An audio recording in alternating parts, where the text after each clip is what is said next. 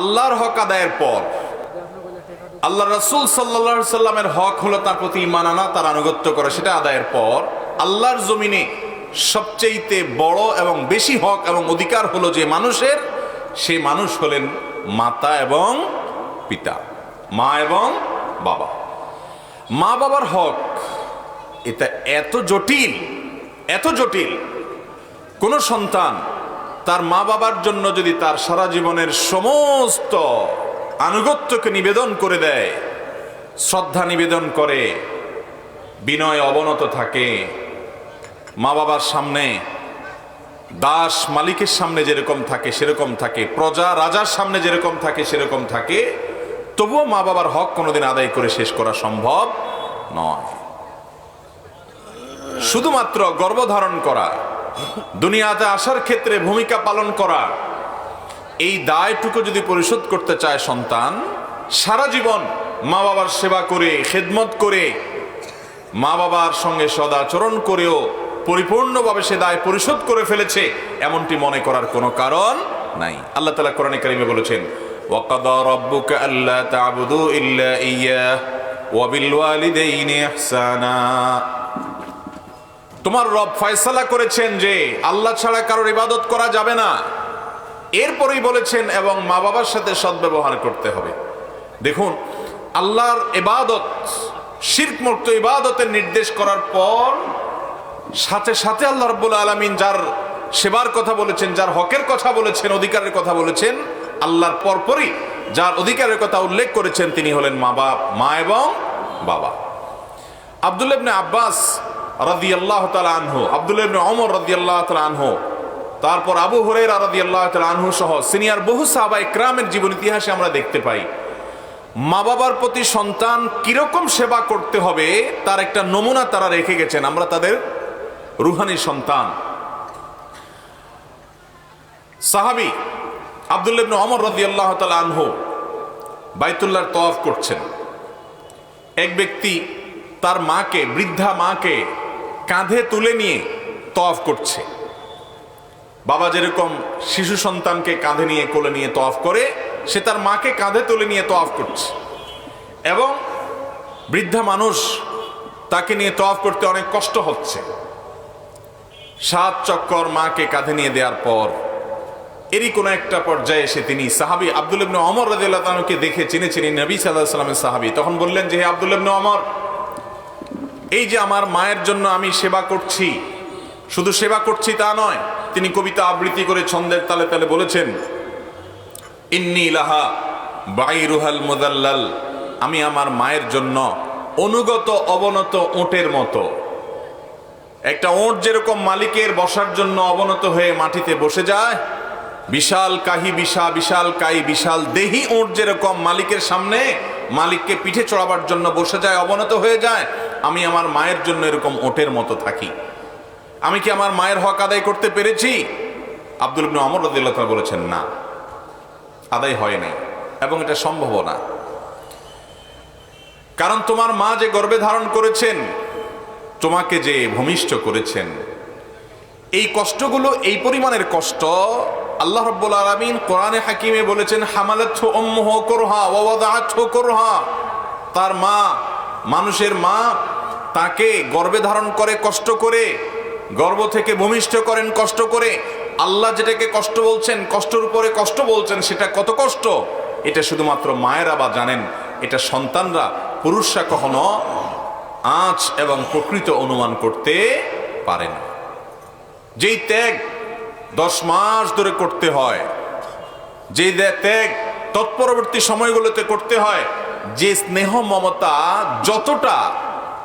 যতটা নির্মলভাবে, নির্মোহভাবে, নিঃস্বার্থভাবে মা দিয়ে থাকেন, সেটা বাবাও দেন না, পৃথিবীতে কোনো মানুষ দেয় না, দিতে পারে না। মায়ের মমতাকে যদি পৃথিবীতে ভিজুয়াল কোনো জিনিস দিয়ে দেখানো যেত যে কি, তাহলে পৃথিবীতে সমস্ত মমতা, সমস্ত মায়া, সমস্ত ভালোবাসাগুলো তার সামনে ম্লান হয়ে যেত মায়ের মমতার সামনে। হয়তো মা গরিব হওয়ার কারণে সন্তানকে অনেক কিছু দিতে পারেন না, হয়তো মা অশিক্ষিত হওয়ার কারণে প্রকাশ করতে পারেন না, কিন্তু তার ভেতরের যে মমতা থাকে, এটাকে আরশে আজিমের মালিক সৃষ্টিকর্তা যিনি অন্তরের খবর রাখেন তিনি সার্টিফিকেট দিয়েছেন। তার চাইতে বড় মমতাকারী পৃথিবীতে আর কেউ হতে পারে না, কেউ আপন হয় না এত। আব্দুল্লাহ ইবনে ওমর রাদিয়াল্লাহু তাআলা আনহুর এই কথা শোনার পর সেই ব্যক্তি নড়ে চড়ে বসলো, যে এত কষ্ট করার পরও তিনি বলছেন না তোমার মায়ের জন্য তুমি একেবারে হক আদায় করে ফেলেছো, এরকম তৃপ্তির ঢেকুর তোলার সুযোগ নাই। ভাইরা আমার, আবু হুরায়রা রাদিয়াল্লাহু তাআলা আনহু সবচেয়ে যে বেশি সংখ্যক হাদিস বর্ণনাকারী সাহাবী, অল্প সময়ে নবী করিম সাল্লাল্লাহু আলাইহি সাল্লামের সবচেয়ে বেশি সাহচর্য যারা নিয়েছেন তাদের মধ্যে থেকে একজন এই আবু হুরায়রা রাদিয়াল্লাহু তাআলা আনহু মার পাগল সন্তান ছিলেন। এত পাগল সন্তান ছিলেন, তার মা তার উপরে অনেক অত্যাচার করেছে, অনেক জুলুম করেছেন, তাকে প্রহার করতেন। তিনি তখন রীতিমতো অ্যাডাল্ট, একজন বড় মানুষ, প্রাপ্তবয়স্ক। মায়ের সামনে ছোট শিশু যেরকম থাকে, এই অ্যাডাল্ট মানুষটা নিজেকে সেভাবে নিবেদন করেছেন। মা যে তাকে প্রহার করতেন, অন্যায়ভাবে করতেন, ইসলাম কেন গ্রহণ করেছে সেজন্য প্রেসার দিতেন। আবু হুরায়রা রাদিয়াল্লাহু তাআলা আনহু তারপরও কখনো মায়ের চোখের দিকে তাকাবেন এটা কল্পনাও করতে পারতেন না। বরং একদিক থেকে মা তাকে কষ্ট দিতেন, অপরদিকে নবীজির কাছে বলতেন, ইয়া রাসূলুল্লাহ আমার মায়ের হেদায়েতের জন্য দোয়া করেন। নবী সাল্লাল্লাহু আলাইহি ওয়াসাল্লাম দোয়াও করেছেন, আল্লাহ তাআলা হেদায়েত দিয়েছেন, তাকে ঈমান তিনি এনেছেন। একদিন আবু হুরায়রা রাদিয়াল্লাহু তাআলা আনহুর মা তাকে ডেকেছেন, ডাক দিয়েছেন আবু হুরায়রা রাদিয়াল্লাহু তাআলাকে নাম ধরে, হে অমুক, ওনার নাম আব্দুর রহমান ছিল, আরো অনেকগুলো মতামত ওনার নাম নেই, কথার কথা আব্দুর রহমান এরকম ডাক দিয়েছেন মা। তো সাহাবী আবু হুরায়রা রাদিয়াল্লাহু তাআলা আনহু সেই ডাকের জবাবে একটু জোরে উত্তর দিয়েছেন। মা যেই ভলিউমে ডেকেছেন, ছেলে আবু হুরায়রা রাদিয়াল্লাহু তাআলা আনহু জবাব দেওয়ার সময় ভলিউমটা তার চেয়ে বেশি হয়ে গেছে, মা আসছি, জাস্ট এটুকু। এটাকে তো আমরা দোষের কোনো কিছু মনে করি না, বা করার কথা না। মা ডাক দিয়েছেন যতটুকু আওয়াজে, ছেলের জবাব দেওয়ার সময় একটু জোরে আওয়াজ হয়ে গেছে, মানে মায়ের ডাকেরটার চাইতে ভলিউম বেশি ছিল। এরপর তিনি নিজেকে ভৎসনা শুরু করলেন, আত্মশাসন শুরু করলেন, নিজেকে নিজে এবার তিনি শাসন করলেন যে আমি এটা কি করলাম। মায়ের ডাকের চাইতে, মায়ের আওয়াজের চাইতে আমার আওয়াজটা একটু বড় হয়ে গেল। আল্লাহ যে কোরআনে কারিমে মা বাবার প্রতি সদাচরণ করতে বলেছেন, এটা তো সদাচরণ হলো না। মা বাবারা অনুগত থাকতে বলেছেন, এটা তো সেটা হলো না। তাহলে কি করতে হবে? এটার প্রায়শ্চিত্ত স্বরূপ তিনি দাস দাসী মুক্ত করা থেকে নিয়ে তৎকালীন যুগের আর্থিক ইবাদত, আল্লাহ রাস্তায় দানের ক্ষেত্রে সর্বোচ্চ যে ত্যাগ, এই যুগে কাউকে মার্সিডিজ গাড়ি দান করে দেওয়া, লক্ষ লক্ষ টাকা দান করে দেওয়ার মতো তখন ছিল দাস দাসী মুক্ত করা, দামি অ্যাসেট ছিল। এই কাজটা করে তিনি প্রায়শ্চিত্ত করেছেন যে মায়ের আওয়াজের চাইতে আমার আওয়াজটা কি হয়ে গেছে, বড় হয়ে গেছে। মুহতারাম হাজরিন, ঠিক একইভাবে আব্দুল্লাহ ইবনে আব্বাস রাদিয়াল্লাহু তাআলা আনহু, তাকে জিজ্ঞাসা করা হয়েছিল যে বাবার প্রতি যে সদ আচরণ করার নির্দেশ করা হয়েছে, এটার অংশ হিসাবে কিভাবে চলতে হবে। তিনি বলেছেন, তোমার বাবার সামনে যদি কাপড় ঝাড়ো, কাপড়ে ধুলাবাড়ি লাগছে, এটাকে ঝাড়ো, তোমার বাবার সামনে বসা আছে, তাহলে তুমি বেয়াদব সন্তান, কুলাঙ্গার সন্তান, তুমি তোমার বাবার হক আদায় করো নাই, বেয়াদবি করেছো, নষ্ট করেছো, তার সামনে শুধু কাপড়টা ঝাড়া দিয়েছো।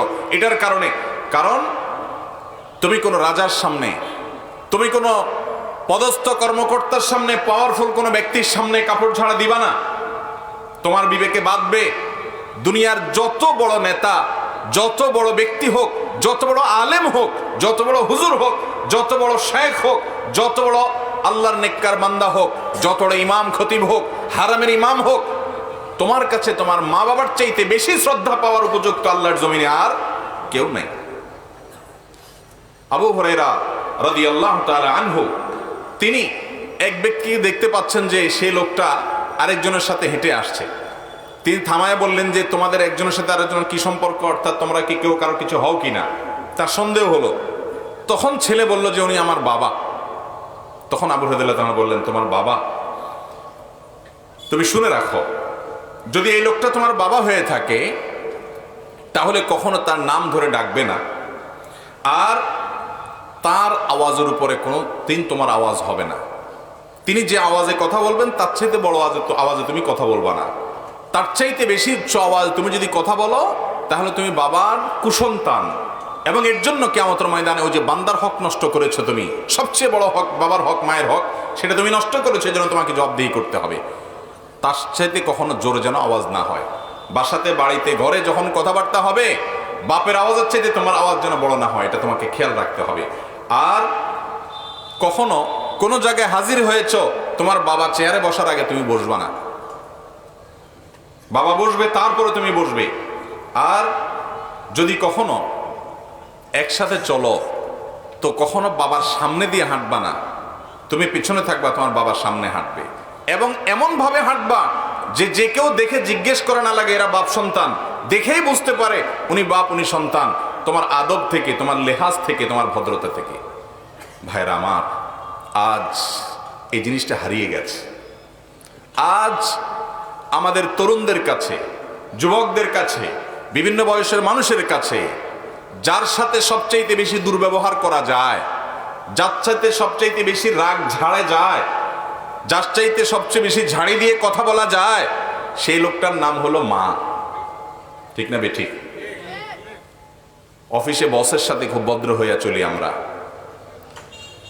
নিজের নেতার সাথে ভদ্র হইয়া চলি আমরা, যার কাছে কোনো ঠেকা আছে, কাজ আছে, তার কাছে একেবারে বিড়াল হইয়া চলি আমরা, বন্ধু বান্ধবের সাথে তো আমরা একেবারে অন্তরঙ্গ জিগরি দোস্তের মতো চলি আমরা, নিজের বউয়ের কাছেও বিড়াল হয়ে চলি আমরা। সব জায়গায় আমরা যতটা ভালো থাকি, যেই ব্যক্তিটাকে কথায় কথায় ঝাড়ি দিয়ে কথা বলাটাকে আমাদের অধিকার মনে করি, তিনি হলেন আমাদের হতভাগা মা। ঠিক না বেঠিক?